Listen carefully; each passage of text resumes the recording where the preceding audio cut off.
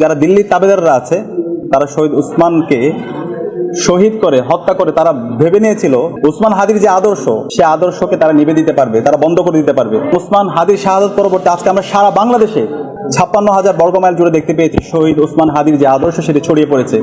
আল্লাহ তাআলা শহীদ উসমান হাদিকে জান্নাতুল ফেরদৌসের সর্বোচ্চ মাকাম দান করুক, আল্লাহুম্মা আমিন। শহীদ উসমান হাদি তার অসংখ্য বক্তৃতায় বলেছিল, জান দিব কিন্তু জুলাই দিব না।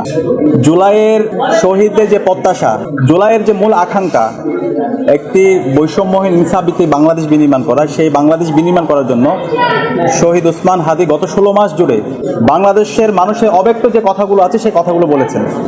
তার প্রত্যেকটা বক্তৃতায় আপনি দেখবেন তিনি বলেছেন ইনসাফ কায়েম করতে হবে, কোনো ধরনের জুলুম করা যাবে না, আপনার যদি শত্রু হয় শত্রুর প্রতি ইনসাফ করতে হবে।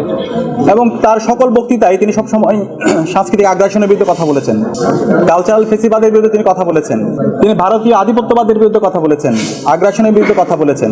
এবং গত 16 বছর জুড়ে বাংলাদেশে যে সকল প্রতিষ্ঠানগুলোকে ভেঙে চুরমার করে দেওয়া হয়েছে, রাষ্ট্র যে একটা কার্যকর অবস্থা নেই সেই ব্যর্থ রাষ্ট্রের কথাগুলো তিনি বলেছেন।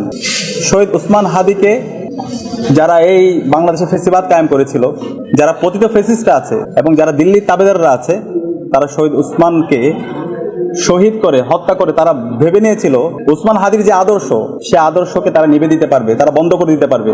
কিন্তু আজকে উসমান হাদির জানাজা এবং উসমান হাদির শাহাদাত পরবর্তী আজকে আমরা সারা বাংলাদেশে 56,000 বর্গমাইল জুড়ে দেখতে পেয়েছি শহীদ উসমান হাদির যে আদর্শ সেটি ছড়িয়ে পড়েছে।